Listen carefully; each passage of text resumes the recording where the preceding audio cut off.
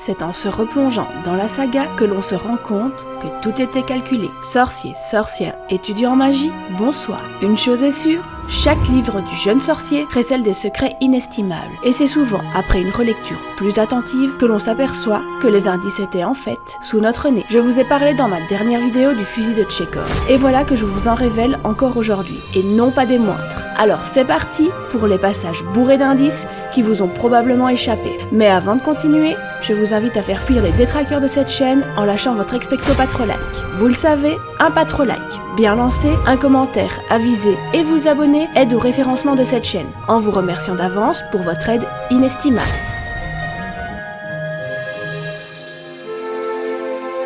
J'imagine que vous la connaissez principalement pour son rôle funeste, permettant aux Mange-Morts de lancer leur assaut mortel à Poudlard. Mais savez-vous que vous avez pris connaissance de son existence depuis bien plus longtemps? Nous la découvrons pour la première fois dans Harry Potter et la Chambre des Secrets, lorsque Peeves, l'esprit frappeur, la brise. Elle est de fait non opérationnelle à partir de ce moment-là. Ce qui est assez amusant, c'est que l'on prend également connaissance de sa jumelle quelques chapitres plus tôt, lorsque Harry se retrouve malencontreusement chez Barjo et Burke et se cache à l'intérieur de l'armoire numéro 2 pour échapper à Drago Malfoy et son père. Après cette présentation succincte, les armoires à disparaître, disparaissent totalement des livres. Ce n'est que 3 ans plus tard, dans Harry Potter et l'Ordre du Phénix, que l'armoire numéro 1, celle de Poudlard, fait sa réapparition. Les jumeaux Weasley, plaisantins, se sont amusés à pousser le capitaine de Serpentard dans l'armoire. Celle-ci étant cassée, le capitaine de Quidditch s'est retrouvé entre Poudlard et la boutique de Barjo et Burke. Bien entendu, il finira par en sortir et racontera ce petit passage à vide, si l'on peut le qualifier ainsi, à Drago Malfoy. Vous devinez la suite. Drago s'improvisera un peu plus tard comme Drago le bricoleur et décidera de la réparer afin d'introduire les Mange-Morts dans l'école de sorcellerie. Ce petit débrouillard de Serpentard finira par arriver à ses fins. Et la suite, vous la connaissez. On peut dire merci à Fred et George pour leur plaisanterie plus que douteuse.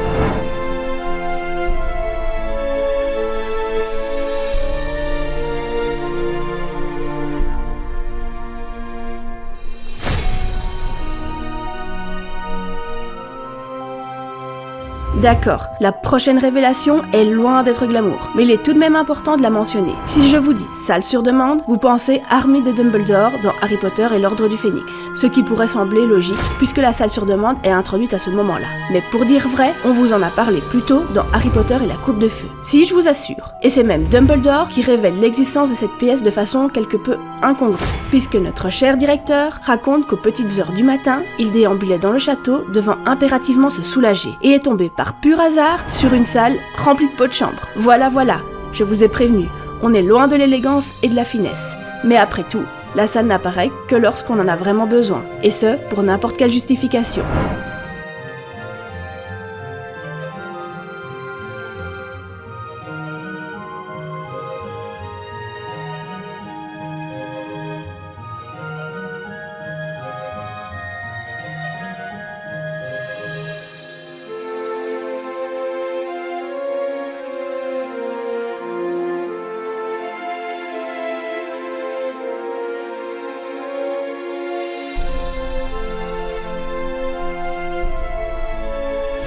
Si vous n'êtes pas convaincu, il existe également une autre preuve, et elle nous vient de Dobby, lorsqu'il chercha désespérément une pièce de convalescence pour son amie dépendante à la bière au beurre, Winky, la petite elfe de maison, et qu'en cherchant bien, il finit par la trouver. La pièce offrait des antidotes à la bière au beurre, et un lit juste à la taille d'un elfe, comme quoi la salle sur demande porte bien son nom. J'imagine que vous vous souvenez avec tristesse de la découverte du miroir à double sens, cadeau du défunt Sirius à son filleul Harry. À l'arrière du miroir, Sirius mentionnait « Ceci est un miroir à double sens ». J'en possède un autre exactement semblable. Si tu as besoin de me parler, prononce mon nom en le regardant. Tu apparaîtras alors dans mon propre miroir et moi, je te parlerai dans le tien. James et moi utilisions ce moyen pour communiquer lorsque nous étions en retenue dans des endroits différents. Si Harry espérait pouvoir communiquer avec Sirius à travers ce miroir, il déchantera très vite, se rendant compte que même la magie ne peut passer au travers des barrières de la mort. En parlant de la mort et de Sirius, je vous rappelle que j'évoque le tragique destin du maraudeur dans la 2e vidéo qui lui est consacrée. Bref, revenons à nos dragons. Harry, furieux et bouleversé, jeta le miroir dans sa malle et le brisa par la même occasion. Probable reflet de son propre ressenti. Harry est à ce moment-là brisé. Si ce fameux miroir était destiné à ouvrir une connexion entre Harry et son parrain, il ne servira au final qu'au rappel amer que la communication est irrémédiablement rompue. Si vous êtes superstitieux, j'imagine que vous pensez que ce n'est pas de bon augure de briser un miroir. Car c'est en regardant ce fragment de miroir et en pensant simultanément à Albus Dumbledore qu'il établira le premier contact qui par la suite lui sauvera la vie. Si dans un premier temps, Harry ne tient pas compte de la connexion et pense que son imagination lui joue des mauvais tours, il finira par comprendre à ses dépens, lorsque la situation semble désespérée, que cette connexion avec le miroir pourrait éventuellement lui sauver la vie. Et il eut raison de se fier à son intuition. En demandant de l'aide à son fragment de miroir, Aberforth enverra Dobby à sa rescousse alors que Harry est séquestré dans le manoir Malfoy. Pour ceux qui n'auraient pas lu les livres, vous allez probablement me demander comment Aberforth est entré en possession de ce fameux miroir, alors que de base, l'autre miroir appartenait à Sirius. C'est très simple, c'est notre cher Mondagus Fletcher, escroc et membre de l'Ordre du Phénix, qui paiera la Maison des Blacks, et revendra certaines de ses possessions à Préolard. Et par un heureux hasard pas si hasardeux que ça, c'est Aberforth qui achètera l'autre partie du miroir à double sens, car son frère Albus lui avait expliqué ce qu'était véritablement l'objet quelque temps auparavant. On peut le dire, Albus Dumbledore a toujours une longueur d'avance.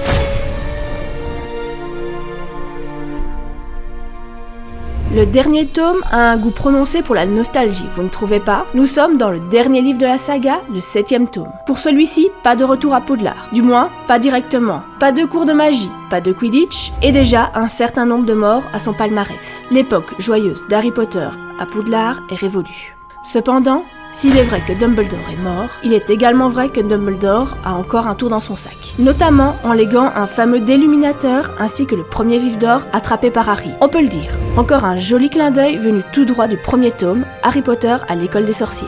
Concernant le déluminateur, il a été le tout premier objet magique que nous ayons vu en action. Nous savons alors, dès les premières pages, qu'en l'actionnant, les sources lumineuses des environs sont capturées à l'intérieur de l'objet. Plus tard, nous apprenons qu'en actionnant le déluminateur une seconde fois, les sources lumineuses reviennent à leur position initiale ou gravitent dans les airs. Mais plus intéressant encore, que le propriétaire peut entendre les conversations qui le concernent du moment qu'on prononce son nom, et peut transplaner dans les lieux environnants où se trouve celui qui a prononcé son nom grâce à une petite lueur bleuâtre. Entre nous, qui aurait deviné que cet objet, aussi insolite soit-il, deviendrait essentiel au bon déroulé de l'histoire? Parlons maintenant Quidditch. Compte tenu de l'habileté de Harry pour le vol, il était évident qu'il soit promu attrapeur pour la maison Gryffondor. Par contre, ce qui était bien moins évident, c'est la façon dont Harry allait aider son équipe à vaincre Serpentard. Parce qu'Harry n'a pas simplement attrapé le vif d'or, il l'a presque avalé, rendant fou de rage Marcus Flint, le capitaine de Serpentard, considérant qu'il y avait hors-jeu. Si ce petit épisode nous a fait sourire, nous étions loin d'imaginer qu'il y aurait des répercussions dans Harry Potter et les reliques de la mort. C'est le ministre de la magie qui fera part à Harry du choix d'héritage quelque peu particulier d'Albus Dumbledore à son égard. Alors, pourquoi un vif d'or? Les indices sont minces et le testament ne mentionne pas grand-chose. Si nous savons actuellement qu'une vérité en cache une autre, ce ne fut pas une mince affaire à la découverte du testament. Mais Harry ne manqua pas de ressources et finit par rapprocher le fameux héritage à sa bouche. Car oui, un vif d'or se souvient de son premier contact humain, ce qui lui révéla un indice majeur. Je m'ouvre au terme. Ok, Dumbledore aime les charades, tel un sphinx, mais c'était probablement la meilleure des façons de ne pas faire paniquer Harry, car ce n'est qu'au moment de la bataille de Poudlard qu'Harry comprend enfin son sens et chuchota au vif d'or qu'il était sur le point de mourir. Le vif d'or révéla enfin son trésor, et quel trésor! La pierre de résurrection, une des reliques de la mort. Quand et comment Albus Dumbledore a choisi de détourner la fonction principale du vif d'or est encore à ce jour un mystère.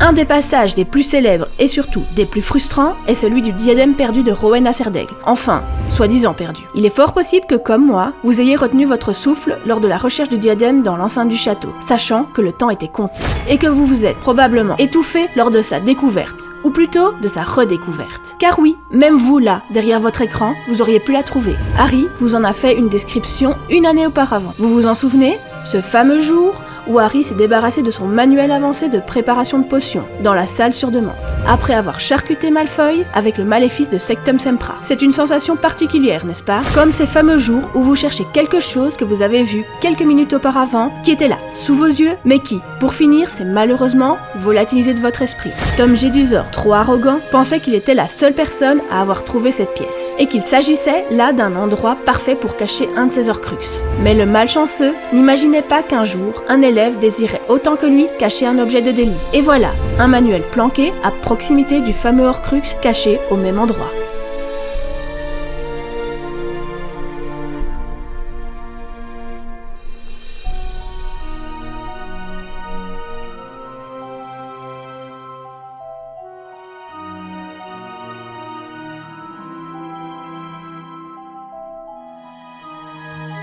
Cette vidéo touche à sa fin, j'espère qu'elle vous aura plu. N'hésitez pas à me dire en commentaire quels sont les indices que vous avez décelés et surtout vos préférés. N'oubliez pas en partant votre petit expecto patro-like et un partage, histoire de faire de la sorcière que je suis une sorcière comblée. Je vous rappelle qu'un sorcier dans sa communauté est un sorcier heureux, et c'est pour cela que je vous invite à faire partie de mon coven, en vous abonnant et en me suivant sur les réseaux sociaux, Twitter, Facebook, Instagram ou les trois, peu importe, mais suivez-moi. Sorcier, sorcière, étudiant en magie, au revoir.